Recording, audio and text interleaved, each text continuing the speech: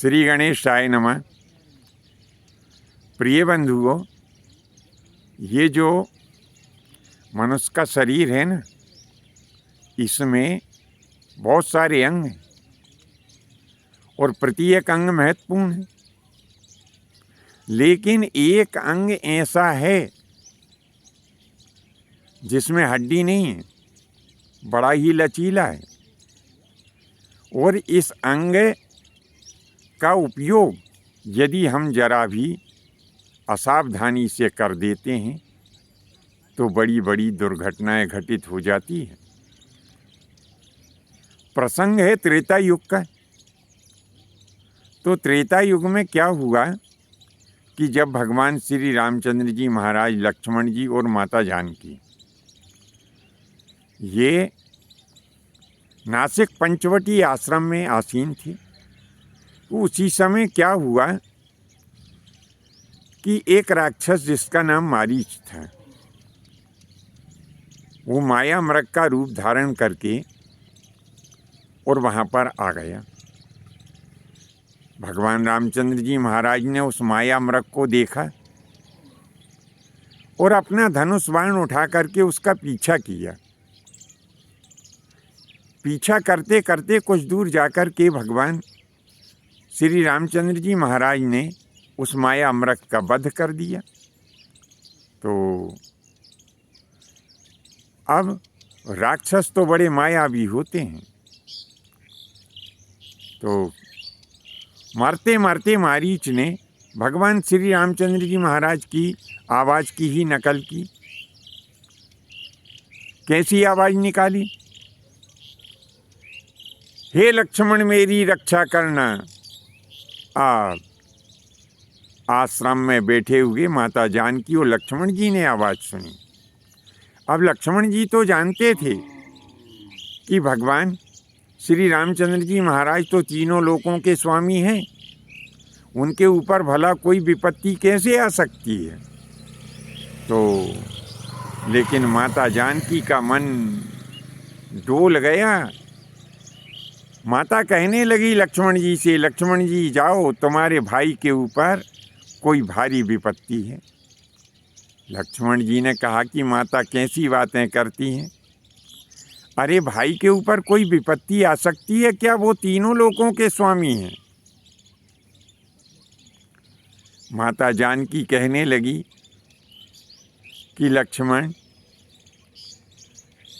हमें तो ऐसा लगता है जब तुम विपत्ति के समय अपने भाई की रक्षा करने के लिए नहीं जा रहे हो तो हमें ऐसा प्रतीत होता है कि तुम्हारे मन में कहीं खोट आ गया है। बात लक्ष्मण जी को लग गई और लक्ष्मण जी धनुष बाण उठा करके और जिधर रामचंद्र जी गए थे उधर लक्ष्मण जी भी चले गए। परिणाम क्या हुआ? रावण आया और माता सीता का हरण कर लिया। अब असावधानी पूर्वक बोले गए शब्दों का क्या परिणाम हुआ कि आज से 8,75,151 वर्ष पूर्व राम और रावण का भयंकर युद्ध हुआ, जिसमें लंका जैसा मजबूत राष्ट्र भी नाश को प्राप्त हो गया। और दूसरी घटना घटी द्वापर युग में। कौरव और पांडव दोनों काका बाबा के भाई भाई थे। पांडवों के यहाँ राजसूय यज्ञ था, दिव्य सभा बनाई गई थी, सभी राजा लोग आमंत्रित किए गए थे, उसमें दुर्योधन को भी बुलाया था। अब दुर्योधन गया क्योंकि सभा मायामय बनी हुई थी। तो जहाँ जल होता था वहाँ स्थल जैसा मालूम पड़ता था, और जहाँ स्थल होता था वहाँ जल जैसा मालूम पड़ता था।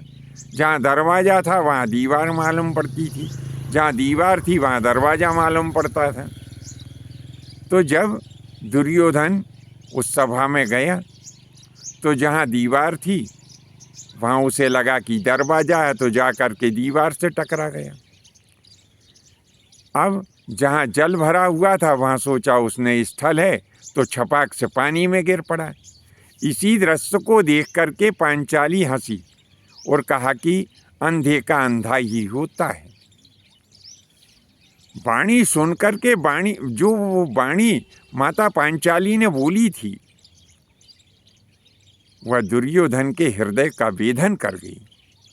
बुरा लग गया उसे, और उसी समय बदला लेने का उसने दृढ़ विचार कर लिया। एक इसी वाणी के कारण ही दुर्योधन ने छल से पांडवों का सारा राज्य भी जीत लिया था और वनवास भी भोगना पड़ा इनको। फिर इसके बाद में कुरुक्षेत्र के मैदान में 18 अक्षौणी सेनाओं का युद्ध हुआ, और यदि इसे विश्व का प्रथम विश्व युद्ध कहा जाए तो अतिशयोक्ति नहीं होगी। तो बंधुओं, हमारे जितने भी दर्शक हैं, हम सबसे हाथ जोड़कर प्रार्थना करते हैं कि ये अपनी जीभ है ना, ये जीभ वैसे तो बड़ी नरम है, लेकिन अगर इसका अनुचित उपयोग, बिना विचारे उपयोग हम कर लेते हैं तो क्या होता है कि ये विनाश का कारण भी बन जाती है। हथियारों के घाव पुर सकते हैं, परंतु वाणी का घाव कभी पुरता नहीं है। बंधुओं, विषय वस्तु आपको अच्छी लगी हो तो अपने इष्ट मित्रों में अवश्य जो है इसे शेयर करें। आज के लिए बस इतना ही। शेष अगले भाग में नए विषय के साथ उपस्थित होंगे। आज्ञा दीजिए। धन्यवाद। जय माता की, जय परशुराम जी की।